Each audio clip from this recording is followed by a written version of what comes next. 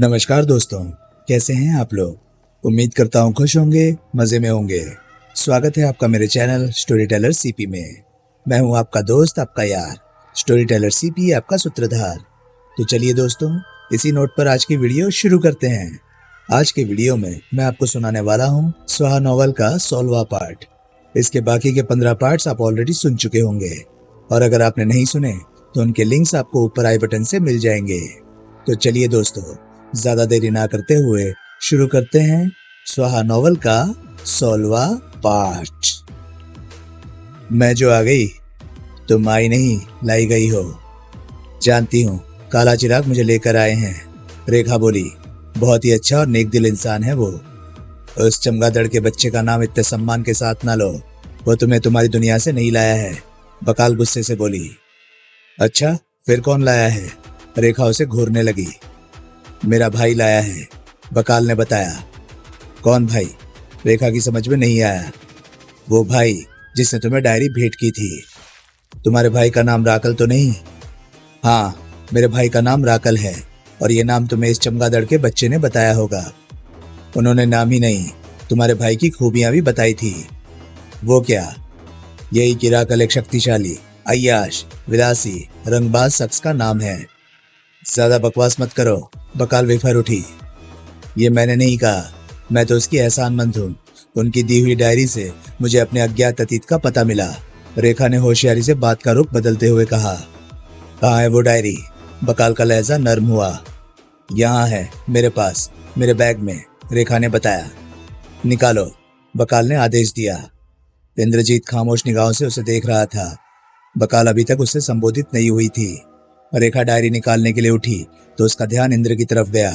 इंद्रजीत को अपनी तरफ देखते पाकर वो बड़े ही मोहक अंदाज में मुस्कुराई और बड़े प्यार भरे लहजे में बोली। कैसे हो प्रियतम? ठीक हूँ, तुम्हारी कृपा दृष्टि है। तभी रेखा ने डायरी बैग से निकालकर उसकी तरफ बढ़ाई। ये लो, तुम इसे वापस लेना चाहती हो तो ले लो। बकाल ने कोई जवाब नहीं दिया। वो खामोशी से डायरी के पेज पलटती रही। पृष्ठ पलटते हुए उसके चेहरे पर मुस्कुराहट फैलती जा रही थी। फिर अचानक उसने डायरी बंद की और रेखा से संबोधित होते हुए बोली। ये डायरी अब तुम्हें वापस नहीं मिल सकती। तोहफा देकर वापस लेना, क्या ये भी तुम्हारी दुनिया की रीत है? रेखा ने व्यंग्य से कहा। अब ये डायरी तुम्हारे लिए बेकार है। तुम इससे जो लाभ उठा सकती थी वो उठा चुकी। अब इस डायरी को तुम्हारे पास नहीं रहना चाहिए, तुम्हें इससे नुकसान हो सकता है। ये डायरी भला क्या नुकसान पहुंचा सकती है? इस बार इंद्र ने मुंह खोला। उसी ने पूछा था। अरे कुछ नहीं भैया, ये इस डायरी को वापस लेना चाहती थी सो ले ली, रेखा बोली। जाहिर है ये नहीं चाहती कि इस डायरी से हमें आइंदा कोई लाभ मिले। बकाल ने रेखा को घूर कर देखा, लेकिन बोली कुछ नहीं। फिर उसने वो डायरी झोपड़ी की छत की तरफ उछाली और वो डायरी देखते ही देखते तोता बन गई, और तोता बनकर झोपड़ी का एक चक्कर लगाकर दरवाजे से बाहर निकल गई। चलो उठो। तोते के निकल जाने के बाद बकाल बोली। कहाँ चलूं? रेखा ने पूछा। तुम्हें मेरे साथ चलना होगा। बकाल का लहजा आदेशपूर्ण था। तुम मेरी बहन को कहाँ ले जाना चाहती हो? इंद्र ने परेशान होकर पूछा। ये मेरे भाई राकल की अमानत है, इसे राकल के पास होना चाहिए, बकाल ने बड़े रहस्यमय अंदाज में कहा। आओ उठो, रेखा या शीना, जो भी तुम्हारा नाम है। मेरा नाम रेखा है, लेकिन मुझे शीना बनते ज्यादा देर नहीं लगती। मुझे इससे कोई फर्क नहीं पड़ा, बकाल उपहासपूर्ण मुस्कान के साथ बोली। यहाँ किसी को भी कोई फर्क नहीं पड़ेगा। आओ चलो, बाहर सवारी तुम्हारी प्रतीक्षक है। ये कहकर उसने रेखा का हाथ पकड़ लिया। उसके हाथ पकड़ते ही रेखा जैसे सम्मोहित सी हो उठी। बकाल के हाथ पकड़ने के अंदाज में ही कुछ ऐसी बात थी कि रेखा विरोध की इच्छा करते हुए भी विरोध नहीं कर पाई। दरवाजे की तरफ बढ़ने से पहले बकाल की नजर उसके बैग पर पड़ी तो उसने पूछा। ये तुम्हारा बैग है? और किसका होगा? क्या है इसमें? मेरी जरूरत की चीजें। फिर बैग भी साथ ले लो। बकाल, तुम मेरी बहन को नहीं ले जा सकती। इंद्रजीत को अचानक जोश आ गया। कौन रोकेगा मुझे? बकाल ने एक जोरदार कहकहा लगाया। क्या तुम, जिससे हिला भी नहीं जाता? बकाल, तुमने मुझे तो बर्बाद कर दिया है, लेकिन मेरी बहन पर दया करो, इंद्रजीत ने अनुरोध किया। न मैंने तुम्हें बर्बाद किया है, न तुम्हारी बहन बर्बाद होगी, समझे? बकाल ने सुस्त स्वर में जवाब दिया। फिर रेखा से मुखातिब हो बोली। आओ चलो। और वो रेखा का हाथ पकड़कर तेजी से बाहर निकल गई। इंद्रजीत कुछ बोलना चाहता था लेकिन बोल ना सका। वो अपने दोनों हाथ मलता रह गया। रेखा बाहर निकली तो उसने झोपड़ी के सामने एक सजी सजाई ऊँटनी को पाया जो बैठी हुई थी। बकाल ने उसे उस ऊँटनी पर सवार कर दिया और खुद निकट खड़े घोड़े पर बैठ गई। बकाल के पीछे 8 सशस्त्र घुड़सवार मौजूद थे। बकाल के इशारे पर 2 घुड़सवार आगे आए, ऊँटनी के आगे खड़े हो गए। 2 घुड़सवार ऊँटनी के पीछे और उनके पीछे बकाल और शेष चारों घुड़सवार। तब बकाल ने कूच का इशारा किया। 2 घुड़सवारों ने अजीब सी आवाज निकाली। वो ऊँटनी उठकर खड़ी हो गई और फिर यूं अगले क्षण बकाल का ये छोटा सा काफिला दक्षिण दिशा की तरफ धूल उड़ाता हुआ रवाना हो गया। 3 घंटे के फासले के बाद जब सूर्य पश्चिम में झुकने लगा, सामने किसी इमारत के आसार नजर आए। ये किसी प्राचीन भवन के खंडर थे। खंडर सूरज की पीली रोशनी में इन खंडरों का रंग और भी चमक उठा था। फिर वे लोग इन खंडरों में प्रवेश कर गए। इन खंडरों के बीच एक रास्ता अंदर को जाता था। रास्ता तंग था, लेकिन इतना तंग नहीं था कि 2 लोग एक साथ ना गुजर सके। ये बड़े अजीब से खंडर थे। ऊंची नीची दीवारें थीं। इन दीवारों के बीच अंदर दाखिल होने को बिना पट दरवाजे थे। ये दीवारें ना तो टूटी फूटी थी और ना ही ये एहसास होता था कि ये कोई विधिवत भवन है। ये छोटा सा काफिला इन खंडरों के बीच घूमता घामता काफी अंदर तक चला गया। तब अचानक ही एक बड़ा सा दरवाजा नजर आया। ये विशाल फाटक नुमा दरवाजा बंद था। अगले 2 घुड़सवारों ने दरवाजे के सामने खड़े होकर चीख कर कहा, दरवाजा खोलो, बकाल की सवारी आई है। ये आवाज सुनते ही 6 आदमी दरवाजे की दाहिनी दिशा में बनी कोठरी से निकले और 6 आदमी बाईं तरफ की कोठरी से बाहर आए और उन सब ने मिलकर उस विशाल भारी दरवाजे को खोला। दरवाजा खुलते ही सारे घुड़सवार घोड़ों से उतर गए। रेखा को ऊँटनी से उतारा गया। बकाल भी अपने घोड़े से कूद आई थी। जैसे ही रेखा ऊँटनी से नीचे उतरी, बकाल ने उसका हाथ थाम लिया और वे दोनों दरवाजे के अंदर दाखिल हो गई। उनके भीतर जाते ही उन 12 आदमियों ने मिलकर पट बंद कर दिए और अपनी कोठरियों में वापस चले गए। फाटक के दूसरी तरफ सामने ही सीढ़ियां थी। दरवाजा बंद होते ही बकाल ने सीढ़ियां चढ़ना शुरू किया। सीढ़ियां चढ़ते चढ़ते रेखा को ऊपर एक दरवाजा नजर आया। इस दरवाजे पर एक हथियारबंद दरबान मौजूद था। वो बकाल को देखकर उसके सम्मान में कमर के बल झुका, फिर सीधा होकर बोला, क्या आदेश है बकाल? राकल से मिलना चाहती हूँ, उसकी अमानत उसे सौंपने आई हूँ। अच्छा ठहरो। दरबान ने आगे बढ़कर बंद दरवाजे पर लगी जंजीर को एक विशिष्ट अंदाज में बजाया। कुछ ही क्षणों में दरवाजे में एक छोटी सी खिड़की खुली और उसमें से एक शख्स ने अपना मुंह चमकाया और बोला, हाँ क्या कहते हो? राकल को सूचना दो, बकाल आई है, साथ ही उसकी अमानत भी साथ लाई है, दरबान ने बताया। ठीक है, कहते हुए उस शख्स ने खिड़की बंद कर ली। कुछ देर बाद दरवाजा खुला। रेखा को दूसरी तरफ एक बहुत बड़ा उल्लू नजर आया जो सामने के चबूतरे पर अपनी एक टांग पर खड़ा था और उसने अपनी एक आंख बंद कर रखी थी। बराबर में एक बहुत बड़ा स्टूल था। बकाल रेखा का हाथ थामे अंदर दाखिल हुई और उस चबूतरे के निकट पहुंचकर रुक गई। उसने सिर उठाया और उसे एक टांग वाले उल्लू के सामने आदर से सिर नवाया। उसने रेखा को भी झुकने का इशारा किया था, लेकिन रेखा सीधी खड़ी रही। तब उस विशालकाय उल्लू ने अपनी दूसरी आंख खोल दी और अपनी दोनों आंखों से पहले बकाल और फिर रेखा को देखा। राकल, मेरे भाई, तेरी अमानत ले आई हूँ, इसे कबूल कर, बकाल ने बड़े आदर से कहा। उस उल्लू ने अपनी एक टांग पर खड़े खड़े ही अपने दोनों पंख खोलकर फड़फड़ाए। उसके पंख इतने बड़े थे कि उनके हिलने से रेखा और बकाल को अपने चेहरे पर हवा के थप्पड़ों का एहसास हुआ। उसके पंख फड़फड़ाने का मतलब ये था कि उसने रेखा को कबूल कर लिया है। मैं तेरी शुक्रगुजार हूँ मेरे भाई, बकाल फिर सम्मानपूर्ण लहजे में झुकी।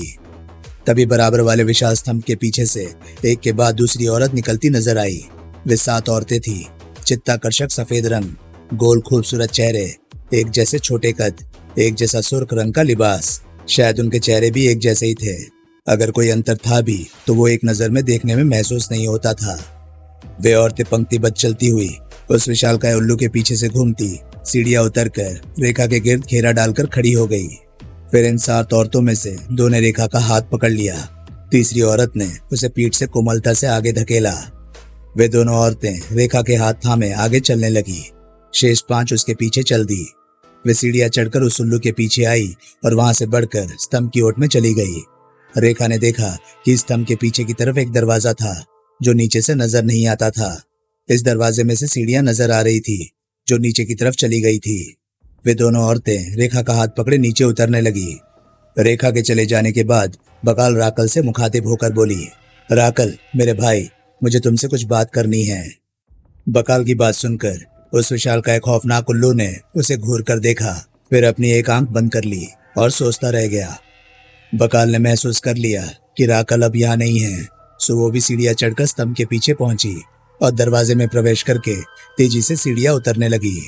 ये एक बहुत बड़ा तहखाना था, जहाँ जगह जगह रोशनी हो रही थी। तहखाने में दूर तक कोई नजर नहीं आ रहा था। वे औरतें रेखा को अपने ठिकाने पर ले जा चुकी थी। बकाल सीढ़ियां उतरकर आगे बढ़ी तो उसे गोल चेहरे वाली एक सेविका दिखाई दी। वो एकाएक ही कहीं से प्रकट हुई थी।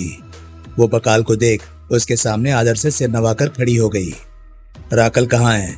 बकाल ने उसके निकट पहुंचकर पूछा। उस सेविका ने मुंह से कुछ कहने की बजाय एक तरफ इशारा किया। बकाल उसके पीछे पीछे चलने लगी।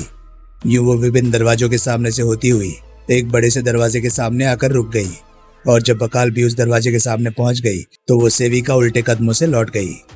बकाल ने दरवाजे पर हाथ रखा तो वो फौरन खुल गया। वो बेधड़क दरवाजे में प्रवेश कर गई। अंदर आकर उसने पलटकर दरवाजा बंद किया और आगे बढ़ी। दरवाजे से कुछ ही कदम के फासले पर एक पर्दा लटक रहा था। वो पर्दा हटाकर दूसरी तरफ पहुंची तो उसने देखा कि कमरे के ठीक बीचों बीच एक ऊंची मसंद पर राकल शोक रंग शाही लिबास पहने बैठा है। कमरे में सुर्ख रंग का मोटा कालीन बिछा हुआ था और कमरा भरपूर रोशनी में जगमगा रहा था। राकल सिंहासन नुमा मसंद पर किसी राजा की तरह बैठा हुआ था। उसके गले में मोतियों का कीमती हार पड़ा हुआ था। घुंघराले बाल, सुर्खीली सांवली रंगत, बलिष्ठ स्वस्थ बदन और एक हाथ में सांप की तरह बल खाया हुआ राजदंड। वो बकाल को देखकर मुस्कुराया। बकाल उसे देखकर मुस्कुराई और उसके चरणों में बैठ गई। वो कहाँ है मेरे भाई? बकाल ने पूछा। कौन? रेखा? राकल ने जानना चाहा। नहीं, वो चमगादड़ का बच्चा। बकाल बिफर गई। राकल ने यह सुनकर एक गगनभेदी कहकहा लगाया, फिर बोला, तूने उसका नाम खूब रखा है बकाल। वो है कहाँ? हमारी कैद में, राकल ने बताया। वैसे बकाल, तूने उसके साथ बड़ा जुल्म किया है। मेरे भाई, क्या तुम चाहते हो कि मैं उस चमगादड़ के बच्चे के साथ शादी कर लूं? ये मैंने कब कहा? देवा काली की कसम, वो है तेरा सच्चा आशिक। रकाल बोला। सच तो ये है कि मुझे उस पर रहम आता है। ये रकाल को रहम कब से आने लगा? बकाल ने व्यंग्य कसा। खैर छोड़, ये बता, तू यहाँ मुझसे क्या बात करने आई थी? राकल ने विषय बदलते हुए पूछा। मैं तुमसे इंद्रजीत के बारे में बात करना चाहती थी। क्या हुआ उसे? मेरे भाई, तू जानता है कि मैं उसके बिना नहीं रह सकती।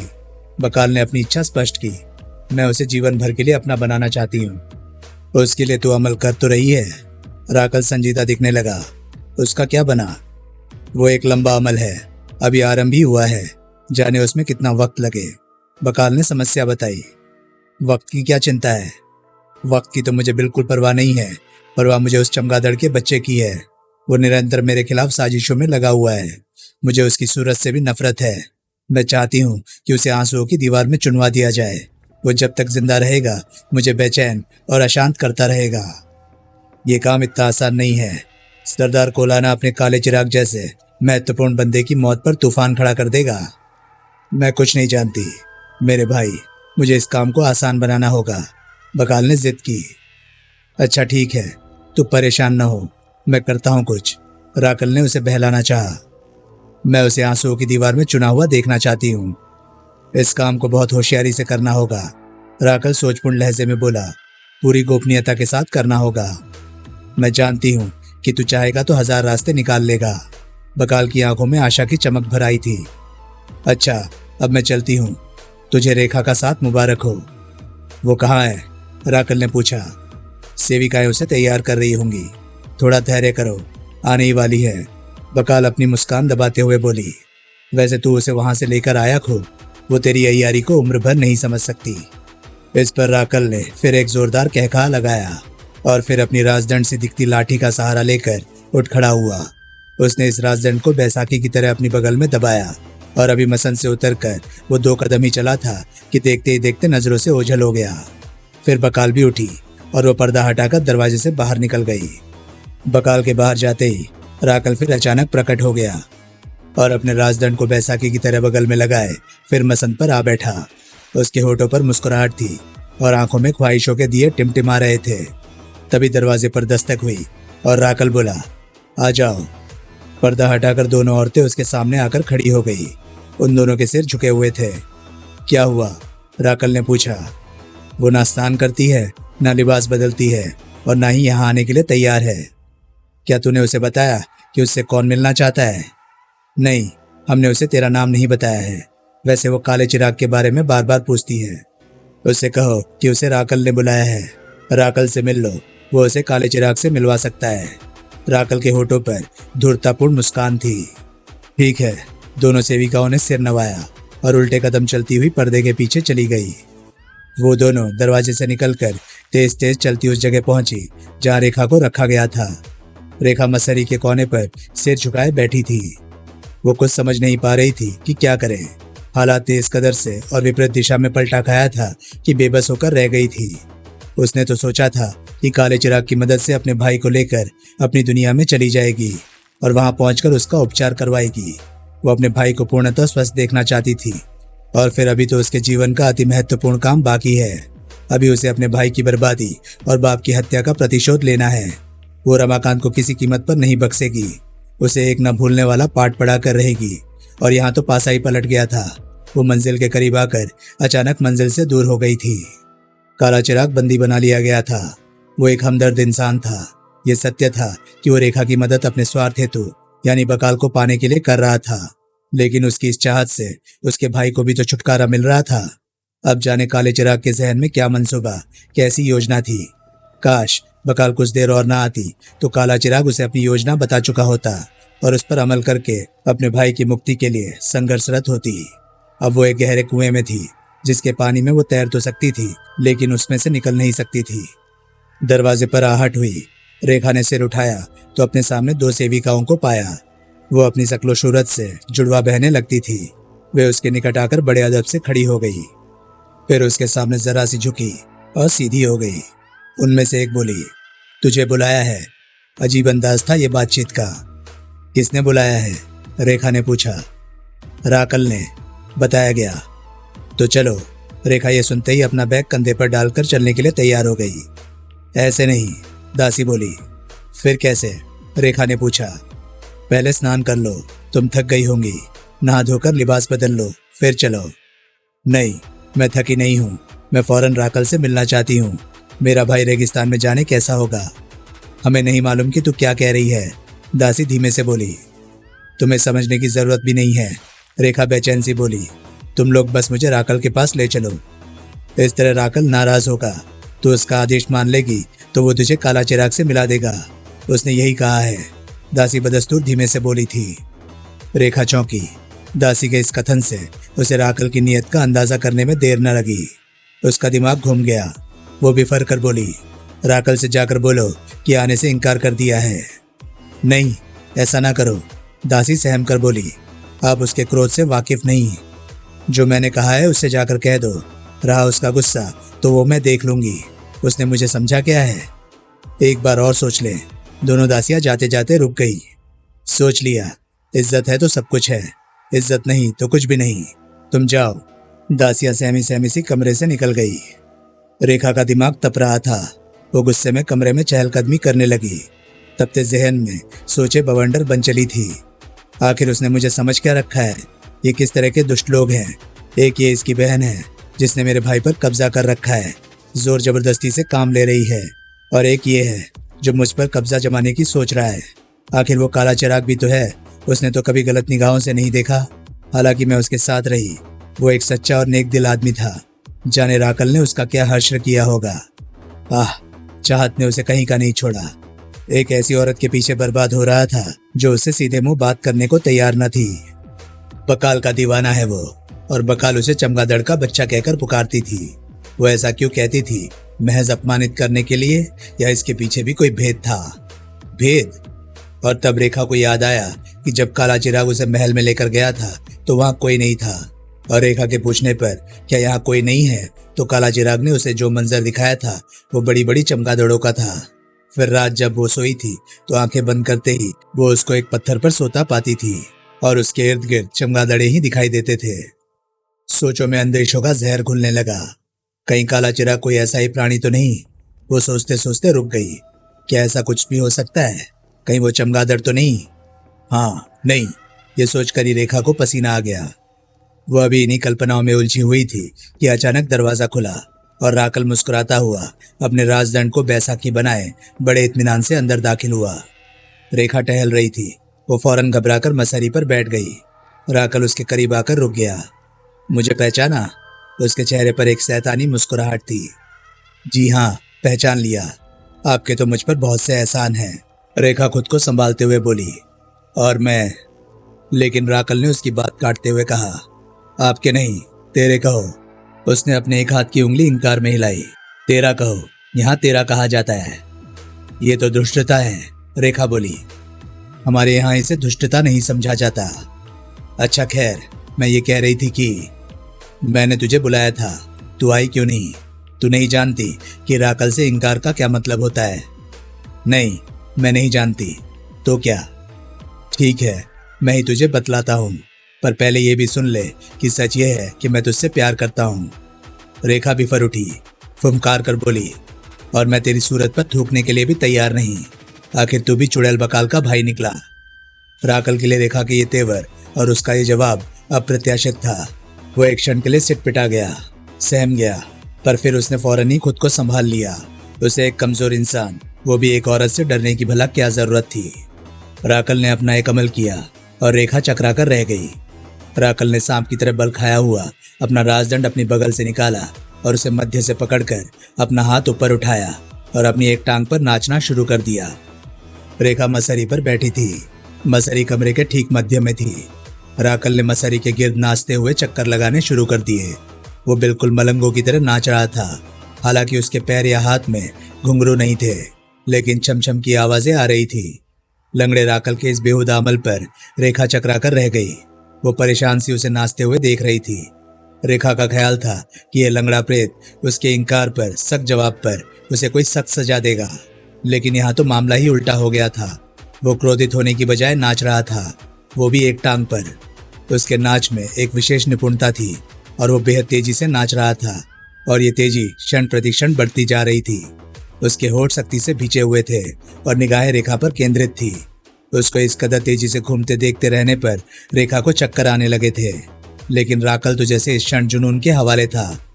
उसकी गर्दिश तेज से अधिक होती जा रही थी, ऐसी तेज कि अब उस पर नजर जमाना ही कठिन हो रहा था। फिर वो क्षण आया कि वो नजर आना बंद हो गया था, और अगले ही क्षण जो चीज चकराती हुई नजर आई वो राकल न था। छमछम की आवाज बंद हो चुकी थी, नाच खत्म हो चुका था, और अब एक उल्लू उस बड़े कमरे में रेखा के इर्द घूम रहा था। उस उड़ते उल्लू को देखकर रेखा की चीख निकलते निकलते रह गई थी। अभी वो सोच ही रही थी कि क्या करे कि इस उल्लू ने अपने पंजे निकालकर उस पर हमला कर दिया, और यह हमला सीधे उसकी आंखों पर था। रेखा अगर एक तरफ झुककर तत्काल ही लेट न गई होती तो उल्लू उसकी आंख जख्मी कर गया होता। फिर भी उसके सिर के कुछ बाल उसके पंजे में उलझकर टूट गए थे। इससे पहले कि उल्लू उस पर दूसरा वार करता, रेखा फैसला कर चुकी थी कि उसे क्या करना है। उसने तेजी से करवट ली और एक और होते हुए मशहरी पर रखा अपना बैग पकड़ लिया। वो खड़ी हुई। इधर उल्लू ने उस पर पलटकर हमला किया, उधर रेखा ने भरा बैग घुमाकर उस पर मारा। उल्लू बैग की जद में आ गया। बैग ऐसे वेग और ताकत से उसको लगा कि वो पलटकर दीवार से जा टकराया और फिर पट से फर्श पर गिर गया। दरवाजा खुल गया था। बैग कंधे पर डाल रेखा ने दरवाजे की तरफ दौड़ लगा दी थी और तेजी से कमरे से बाहर निकल गई। निकलते ही पलटकर दरवाजा भी बंद कर दिया था उसने। बाहर उसने दरवाजे की चिटकनी बंद की और तेजी से इधर उधर देखा। आसपास कोई न था। पूरा हॉल खाली पड़ा था। दूर सामने तहखाने की सीढ़ियां नजर आ रही थी। एक भी क्षण गवाए बिना रेखा ने पूरी ताकत से सीढ़ियों की तरफ दौड़ लगा दी। सीढ़ियां चढ़कर जब वो बड़े स्तंभ के दरवाजे से बाहर आई तो उसका ख्याल था कि यहाँ उसे जरूर दासियां नजर आएंगी, लेकिन यहाँ भी सन्नाटा व्याप्त था। जब वो उस तून के गिर्द घूमता चबूतरे की तरफ आई तो वहां वो विशालकाय उल्लू एक टांग पर खड़ा नजर आया। इस विशालकाय उल्लू का रुख सामने दरवाजे की तरफ था और वो बिल्कुल उसी की तरफ साकत निश्चल खड़ा था जैसा रेखा ने उसे छोड़ा था। रेखा इस वक्त उसकी पीठ पर थी। वो धीरे धीरे चलती हुई सीढ़ियां उतरने लगी। दरवाजे के लिए उस उल्लू से गुजरना जरूरी था। उसने सीढ़ी की ओट में बैठकर तेजी से बैग खोला और उसमें से चाकू निकाल लिया। ये एक बड़े फल का चाकू था। उसने सोच लिया था कि अगर इस उल्लू ने उस पर हमला किया तो वो इस चाकू से इसका मुकाबला करने की कोशिश करेगी। चाकू हाथ में थामकर वो बड़ी सतर्कता के साथ नीचे उतरी और फिर चबूतरे की दीवार के साथ चलती हुई उस जगह पहुंची जहां उल्लू खड़ा हुआ था। फिर वो तेजी से आगे बढ़कर फौरन पलटी। चाकू वाला हाथ उसने उठाया हुआ था कि अगर उस उल्लू ने उसे देखकर पीछे से हमला किया तो वो इसके लिए तैयार थी। लेकिन उल्लू तो आराम से अपनी जगह पर खड़ा रहा, यथावत निश्चल साकत। उसकी एक आंख बंद थी और वो एक टांग पर खड़ा था। जाने क्यों रेखा को लगा जैसे उल्लू में जान ही नहीं है। उल्लू की एक आंख खुली हुई थी और रेखा हाथ में खुला चाकू लिए खड़ी थी, लेकिन उल्लू की आंखों में कोई गर्दिश नहीं दिखी थी। वैसे भी वो असाधारण विशाल आकार का उल्लू था, असली की बजाय नकली दिखाई देता था। इस वक्त वो बिल्कुल निर्जीव दिखाई दे रहा था। रेखा जब बकाल के साथ पहली बार उसके सामने आई थी तो उसकी आंखों में गर्दिश दिखाई दी थी और उसने अपने जहरी पंख भी फड़फड़ाए थे। बहरहाल इस क्षण ये अच्छी तो बात थी कि वो किसी बेजान की तरह स्थापित था। रेखा फौरन ही दरवाजे की तरफ झुकी। बंद दरवाजे को जब उसने खोला और बाहर एक कदम रखा तो उसके सिर पर कोई चीज गिरी और फिसलकर गर्दन में आ गई। फिर एक जोरदार झटका लगा और उसका दम घुटने लगा। उसने चाहा कि संभल कर अपनी गर्दन में लगने वाले रेशमी फंदे को किसी तरह तंग होने से रोक सके, लेकिन उसे इसका मौका नहीं मिला। जो कुछ हुआ आनन फानन हुआ। उसकी गर्दन का फंदा तंग हो गया। वो उतरकर पीछे की तरफ गिरी और बेहोश हो गई। उसके गले में फंदा डालने वाली 2 देवकाएं औरतें थी, काली भुजंग भयावह। अगर ये औरतें रेखा के गले में फंदा डालने की बजाय अपनी शक्ल ही उसे दिखा देती तो रेखा ने फौरन ही बेहोश होकर गिर जाना था। इन औरतों ने पीछे से रेशमी फंदा रेखा पर फेंका था। वे उल्लू के विशालकाय बुत के बराबर चबूतरे पर खड़ी थी और बड़ी तेजी से ही स्तंभ के दरवाजे से निकलकर चबूतरे पर पहुंची थी और उन्होंने रेखा के दरवाजे से निकल सकने से पहले बड़ी दक्षता के साथ उसके गले में फंदा डालकर उसे पीछे घसीट लिया था। इन दोनों काली भुजंग खौफनाक औरतों ने बेहोश रेखा को अपने कंधों पर डाल लिया और बड़ी फुर्ती से चबूतरे की सीढ़ियां चढ़कर स्तून के पीछे पहुंची और भूमिगत तहखाने के दरवाजे में प्रवेश कर खटाखट सीढ़ियां उतरती चली गई। वो राकल के कमरे में पहुंची और उन्होंने रेखा को राकल के कदमों में डाल दिया। यह कदमों की बजाय कदम कहना चाहिए, क्योंकि राकल तो एक टांग का था। वो भारी चादर ओढ़े मसन पर बैठा था। उसकी सांप की तरह बल खाती लाठी उसके हाथ में थी और चेहरे पर पीड़ा के तीखे भाव थे। उसके दाएं हाथ पर गंभीर चोट आई थी, ऐसी कि वो अपने इस हाथ को हिलाने में भी असमर्थ था। उसने अपने बलखाए राजदंड से रेखा के शरीर को हिलाया। इस बीच वे वैसी औरतें उसके गले से फंदा निकाल चुकी थी और वापस जा चुकी थी। राकल के शरीर से स्पर्श करते ही रेखा के बदन में भूचाल सा आ गया। उसने फौरन आंखें खोल दी। आंखें खुलते ही उसकी नजर सीधी राकल पर पड़ी। वो अपनी पीड़ा के बावजूद उसे बड़े प्यार से और चाव से देख रहा था। रेखा फौरन उठकर खड़ी हो गई। उसका बैग और चाकू निकट कालीन पर पड़े थे। उसने सोचा कि झुककर उठा ले, लेकिन वो ऐसा नहीं कर सकी क्योंकि राकल ने उसके इरादे को भांप लिया था और उसने अपनी छड़ी से चाकू को अपनी तरफ घसीटकर अपने पांव तले दबा लिया था और फिर बड़े अजीब से लहजे में बोला था, वार करना चाहती हो? हाँ, रेखा ने बेधड़क कहा। और कितने वार करोगी? अभी तो मुझ पर एक वार करके भागी हो। मैं तेरी सूरत बिगाड़ देना चाहती हूँ। रेखा अपने रोष पर काबू नहीं पा सकी थी। तू जानती है कि तूने क्या कर दिया है? तूने मेरा एक बाजू बेजान कर दिया है। राकल का लहजा संयत लेकिन शिकायत भरा था। काश मैं तुझे खत्म कर सकती। मैं तो वैसे ही मरा हुआ हूं, मुझे और क्या मारना? राकल ने फिर शिकायती अंदाज अपनाया। अभी तू मरा नहीं, भगवान ने चाहा तो जरूर मरेगा। मेरे ही हाथों मरेगा और साथ में तेरी बहन की भी अर्थी उठेगी। रेखा भड़क रही थी। उसने घिनौना कहका लगाया, फिर नाटकीय अंदाज में बोला, क्या औरतों वाली बातें कर रही हो? औरत को कमजोर ना समझ। रेखा फुफकारी।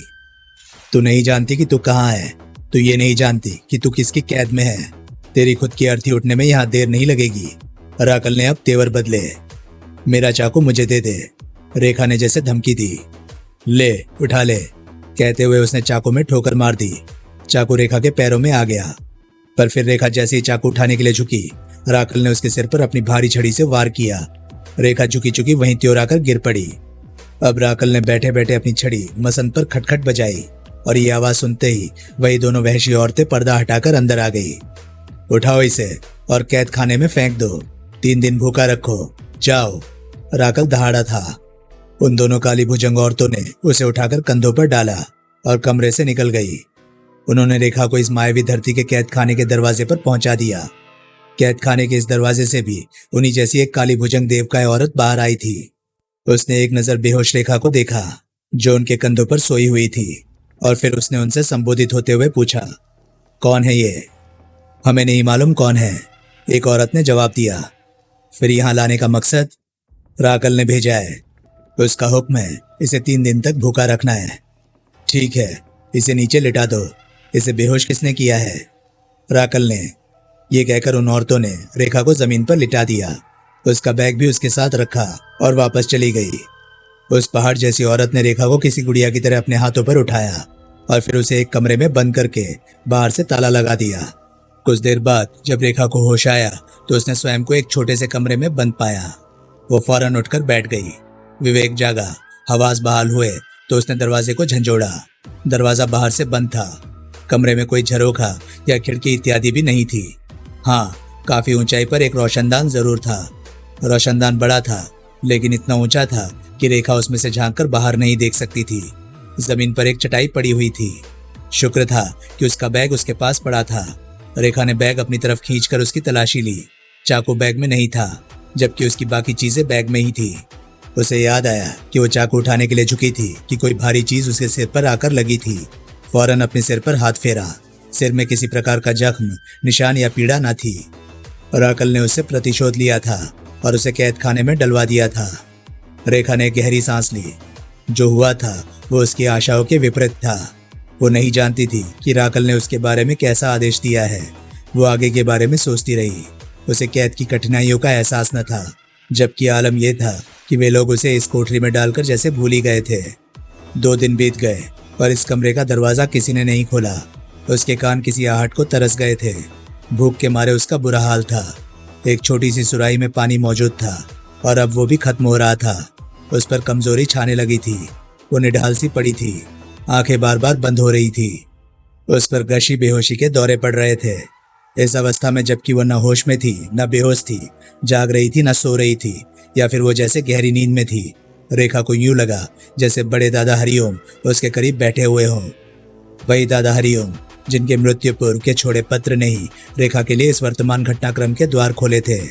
दादा का नूरानी चेहरा देखकर उसे सुकून महसूस हुआ। वो उनसे कुछ कहना चाहती थी, लेकिन वो बोल नहीं पाई। दादा हरिओम भी जैसे उसकी बेबसी को समझ जाते हैं और हाथ के इशारे से उसे शांतचित्त रहने का सुझाव देते हैं।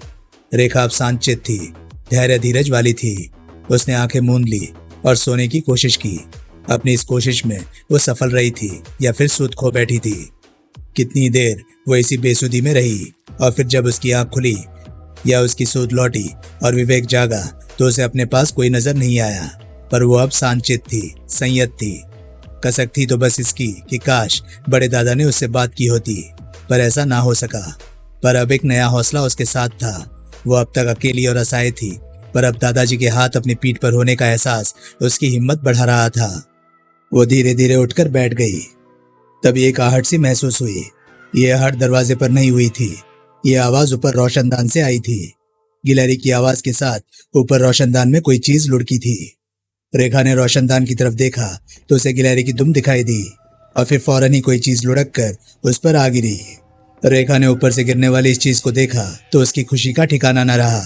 वो सुर्ख रंग का एक सेब था। रेखा ने उसे उठा लिया और आभारी नजरों से ऊपर देखा। रोशनदान में से एक गिलहरी दिखाई दे रही थी।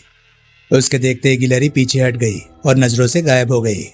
रेखा को अब पुख्ता यकीन हो गया कि वो अकेली नहीं है। सेब खासा बड़ा था, बड़ा लजीज, खुशबूदार और मीठा भी था। इस सेब में जाने क्या बात थी कि उसे खाकर पेट भरने का एहसास हुआ। रेखा के होशो हवास बहाल हुए और वो अब सोचने समझने योग्य हो गई। रेखा ने यार राकल की बात मानने से इनकार कर दिया था। फिर अपना बैग मारकर उसका एक बाजू भी घायल कर दिया था। परिणाम स्वरूप उसे कैद खाने में डाल दिया गया था और फिर 2 दिन बीत गए थे।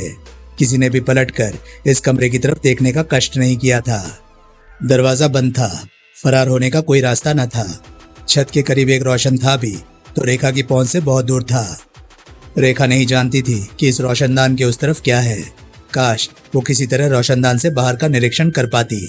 रेखा को अपना भाई इंद्रजीत याद आया। जाने वो किस हाल में होगा। चुड़ैल बकाल ने यहाँ से वापस जाकर इंद्र के साथ जाने क्या सलूक किया होगा। रेखा को काले चिराग की भी फिक्र थी। जाने उसके इस हमदर्द पर क्या बीती है और उसका क्या हर्ष किया जा चुका है। वो अब क्या करे। वो तो अपने भाई इंद्रजीत को बचाने के लिए आई थी, पर वो अब खुद विपदा में फंस गई थी। अगर देवयोग से उसे ये सेब ना मिलता तो उसकी तो हालत और भी बिगड़ जानी थी। उसने सेब के बारे में सोचा, प्रश्न ये भी था कि ये सेब कहाँ से आया था इस रेगिस्तान में, और ऐसा रसीला और खुशबूदार सेब। फिर इसे रोशनदान तक किसने पहुंचाया? गिलहरी तो ऐसे फल खुद खाने की शौकीन होती है, उसने खुद क्यों नहीं खाया, नीचे क्यों लुढ़का दिया? फिर इस सेब में ऐसी पौष्टिकता कहाँ से आई कि खाते ही भरपेट खाने की तृप्ति महसूस हुई? क्या ये सिलसिला जारी रहेगा या महज संयोग से ऐसा हो गया है? और फिर वो दादा हरिओम की यहाँ आने का एहसास महज एक ख्वाब था, उसका भ्रम था, या वो वास्तव में ही उसका हौसला बढ़ाने के लिए यहाँ आए थे? बड़े दादा से इस कठिन घड़ियों में सहायता व हौसला अफजाई की आशा की जा सकती थी। रेखा इन्हीं उलझनों का शिकार थी और अपनी मुक्ति का रास्ता सोच रही थी कि दरवाजे पर कुछ हलचल की आवाज आई, जैसे कोई बाहर से दरवाजा खोल रहा हो। रेखा कुछ संभल कर बैठ गई। कुछ क्षणों बाद दरवाजा खुला। उसके सामने राकल खड़ा था, बगल में बैसाखी की तरह अपनी छड़ी दबाए और कंधे पर एक भारी चादर डाले। राकल ने रेखा को चाक चौबंद बैठे देखा तो बड़ा हैरान हुआ। 2 दिन की भूख ने उस पर जरा भी असर नहीं किया था। वो तो समझ रहा था कि मारे भूख के रेखा बुरी हालत में होगी, यहाँ तो मामला ही कुछ और निकला। कैसी है तू? वो राजदंड नुमा छड़ी के सहारे कमरे में आया। देख ले, इतनी मोटी मोटी आंखें तो है तेरी, पर ये कैसे संभव है? वो अभी तक हैरान था। सब कुछ मुमकिन है, इस मायावी धरती पर क्या संभव नहीं है? देख लिया कैद करके और भूखा रखकर। मैं कोई मामूली लड़की नहीं हूं। रेखा ने रौब जमाने की कोशिश की। मैंने कब कहा कि तू मामूली लड़की है? मामूली होती तो यहां तक कैसे आ जाती? राकल, क्या तू अपनी बहन को समझा नहीं सकता? रेखा ने विषय बदलते हुए कहा। क्या समझाऊं? जैसे वो जानता ही ना हो। यही कि वो मेरे भाई का पीछा छोड़ दे। अगर मैं उससे ये कहूंगा तो वो पलटकर मुझे कहेगी। तुझे वो क्या कह सकती है? वो कहेगी कि रेखा को आजाद कर दे। तो मैं उसकी ये बात कैसे मान सकता हूँ? मैं रेखा को आजाद करने के लिए तो नहीं लाया यहाँ। वो रेखा को लगावट से निहारते हुए बोला। रेखा तेरी कैद में नहीं रह सकेगी, और ये बात तू अच्छी तरह जानता है। तू अपना वक्त बर्बाद कर रहा है। तू वक्त की बात करती है? मैं तेरे पीछे पूरा बर्बाद हो गया हूँ। ये प्रेम की जंग है जिसमें सब कुछ जायज होता है। ये बात तू भी अच्छी तरह जानती होगी। जानती हूँ। रेखा के लहजे में व्यंग्य भरा था। अच्छी तरह जानती हूँ कि तेरी तबाही अब ज्यादा दूर नहीं है। राकल ने खलनायकी कहखा लगाया। मैं अगर तबाह हुआ तो ना तू रहेगी और ना तेरा भाई रहेगा। राकल ने धमकी दी। देखा जाएगा। रेखा भी डरने वालों में से नहीं थी। चल अब मेरे साथ। राकल ने अपने मतलब की बात कही। कहाँ? रेखा ने पूछा। जिंदगी के हर आराम और आनंद को पाने के लिए। मुझे बस मेरा भाई चाहिए। रेखा ने कुछ सोचकर कहा। इसके लिए मुझे क्या करना होगा? वो राकल की आंखों में झांकने लगी। मोहब्बत का जवाब मोहब्बत से देना होगा। राकल की आंखों में चमक भर आई। उसने साफ साफ कहा। लेकिन मुझे तुमसे मोहब्बत नहीं है। हो जाएगी। तू मेरे बारे में सोचना तो शुरू कर। राकल ने कांटा फेंका। एक लंगड़े और बाजू टूटे शख्स के बारे में मेरे जैसी लड़की सोचे भी तो क्या? रेखा ने शब्दों में जवाब दिया। और रेखा के इस जवाब ने जैसे उसके अंदर आग लगा दी। उसने अपनी बगल के नीचे से घड़ी निकाल ली और अपनी एक टांग पर जमकर खड़ा हो गया। फिर उसने हाथ ऊपर उठाया और चाहा कि छड़ी रेखा के सिर पर दे मारे। उसी क्षण वो पहाड़ सी औरत कमरे में दाखिल हुई जो इस कैद खाने की निगरान थी। उसने आते ही चेतावनी देते स्वर में पुकारा। राकल। राकल का हाथ उठा रह गया। वो पहले ही गुस्से में था। इस हस्तक्षेप पर भिन्ना कर रह गया। क्या है? वो दहाड़ा। वो पहाड़ सी काली भुजंग औरत उसके सामने आकर झुकी और आदर से बोली। सरदार कोलाना का कारिंदा आया है। वो तुझसे मिलना चाहता है। सरदार कोलाना का नाम सुनकर राकल का ऊपर उठा हाथ नीचे गिर गया। उसने अपना राजदंड बगल में दबा लिया। एक नजर रेखा की तरफ देखा, जैसे कहता हूँ मेरा इंतजार कर, तुझे अभी आकर देखता हूँ। फिर फौरन पलटा और उस देवकाय औरत के साथ हो लिया। रेखा उन्हें जाते हुए देखती रही। समाप्त। और इसके बाद की आगामी नई प्रस्तुति लंगड़ा प्रेत। काले जादू के माहिर तांत्रिकों व प्रेत लोक के खलनायकों के बीच खूनी संघर्ष। तो दोस्तों, ये था पूरा उपन्यास स्वाहा। ये उपन्यास आपको कैसा लगा? प्लीज कमेंट सेक्शन में अपनी राय मुझे जरूर बताएं। और हाँ, अगर आपको मेरे वीडियोस पसंद आ रहे हैं तो प्लीज उन्हें लाइक कीजिए और चैनल को सब्सक्राइब कीजिए, क्योंकि मैं ऐसे कंटेंट लाता रहता हूँ। तो चलिए दोस्तों, मैं मिलता हूँ अब आपसे अगली वीडियो में। तब तक के लिए नमस्कार, गुड बाय। सेफ रहिए, खुश रहिए, मजे करिए।